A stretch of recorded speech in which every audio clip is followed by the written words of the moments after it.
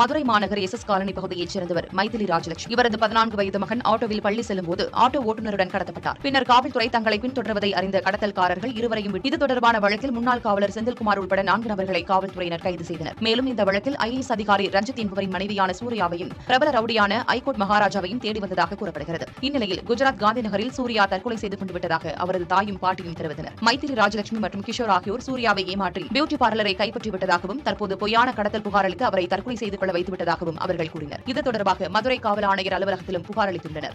மைதிலி ராஜலட்சுமி என் பிள்ளை சொத்தை எழுதி வாங்கி ரூபாய் ஏமாத்திட்டா. என் பிள்ளை போய் கேட்டுக்கும் போல என்ன செஞ்சு எனக்கு விஷயம் தெரியாது. இன்னைக்கு என் பிள்ளை 3 விலையில விட்டுட்டு வெக்கமானதுக்கு குஜராத்ல செத்து போச்சு.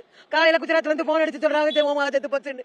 என் பிள்ளைய டைவர்ஸ் பண்ணி சொன்னாங்க. என் மக மருமையும் கூட டைவர்ஸ் பண்ணல. என் மருமையும் தங்கம் பியூட்டி பார்லரை ஏமாத்தி புடுங்கி இன்னைக்கு வீட்டு அவ சொத்துக்களை 2-3 சொத்து எழுதி வாங்கிட்டாயா.